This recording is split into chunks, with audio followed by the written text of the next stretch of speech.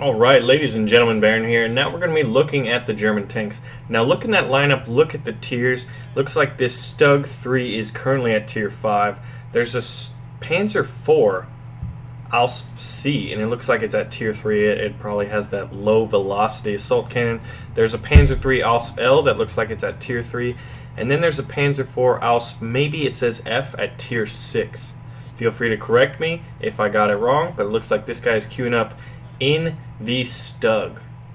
Now, interesting thing about the Stug is this was the workhorse of the German tank destroyer corps, and as far as armored vehicles were concerned with regards to tanks and tank destroyers, this was the most widely produced German heavy armored vehicle, or basically not armored car, of the entire war.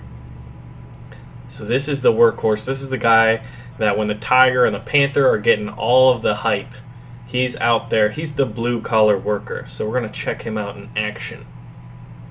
So it's the same map as we saw in the Russian gameplay footage.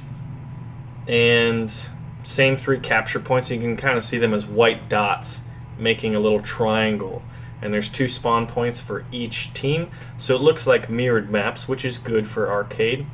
So here, the Stug III Ausf F, it looks like. And then Panzer IV Ausf F2, maybe, at tier 6. Panzer III Ausf L. So he's going for the Stuka.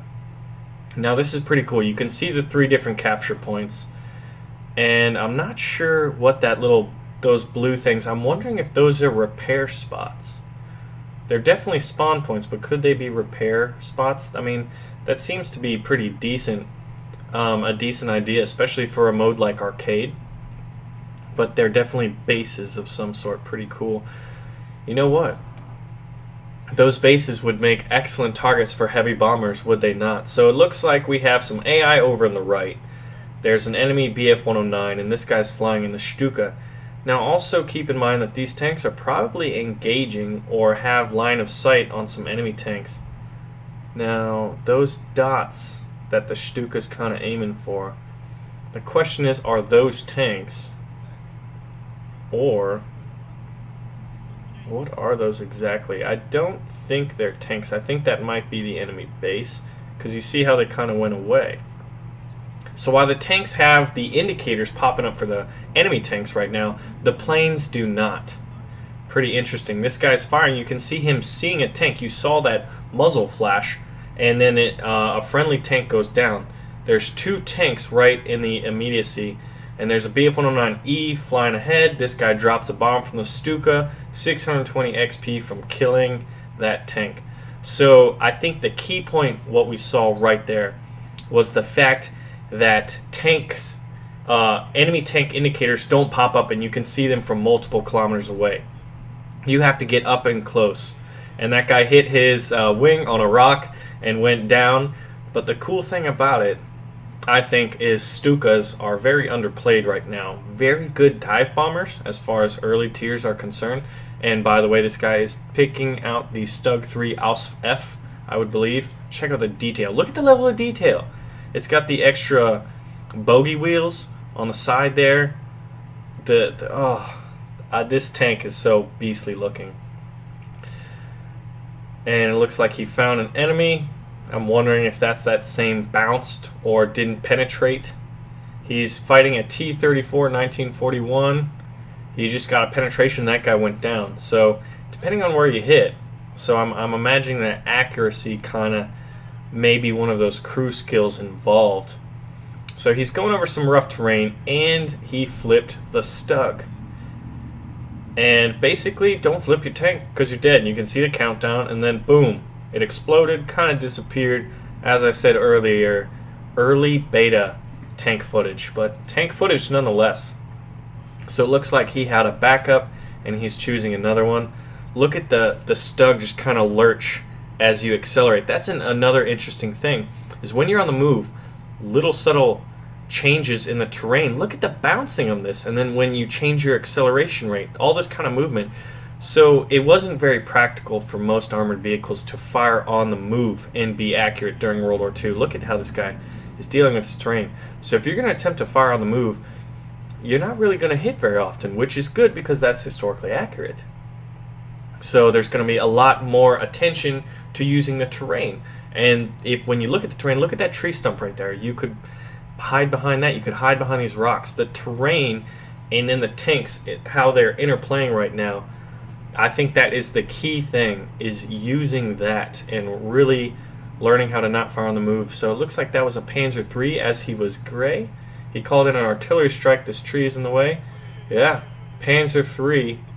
Or was that the Panzer IV? Can't really tell. No, Panzer III. No, Panzer IV F2. My bad. That was the tier 6, I believe.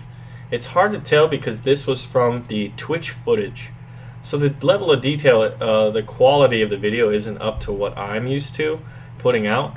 But we can still gain a lot. Look at that smoke coming up from that crater. He opted not to go over for it, which leads me once again to believe that those will affect your driving. And that tree went down pretty quickly. Tabbing out, checking the score. Look at these mountains right over here. Is that a pillbox on them? There's a pillbox kind of right to the left. But ladies and gentlemen, I thank you guys for watching. This was some insight on both the German and the Russian tanks, as well as kind of how planes interplayed with tanks. I think the key points to realize and to kind of take note of is the tank gameplay is gorgeous. The second of which is planes won't have a very, very easy time. You're going to have to get low, you're going to have to get close, or you're going to have a sharp eye and kind of have good experience, preempt where they're going in order to get a tank kill. It's not going to be easy. You're going to have to, with most ordnance and with most of the planes that will allow you to get close, you'll have smaller bomb loads. So I think there's no need to really fear about planes just dominating the game. You saw how you could switch between the two. And here is our Stug again. Just gorgeous. The exhaust, the dirt, all the detail. Check out that. Those two Focke-Wulf 190s flying over that Tiger, which we didn't see.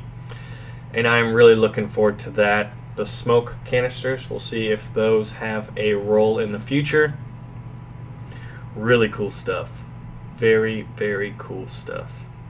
So here's the score screen. Anyway, I'm Baron. I hope that you found this educational and interesting. The speculation is just only going to build, so keep a close watch on this channel. I'm Baron. As always, thanks for watching, and do svidaniya. Alright, ladies and gentlemen, what we're about to see is some tank gameplay from the public Twitch stream, and this stuff is epic. Let's check it out. Так, вопросики.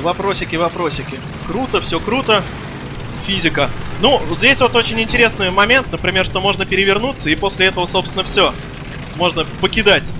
Хотел сказать самолет, нет, не самолет, уже можно покидать танк.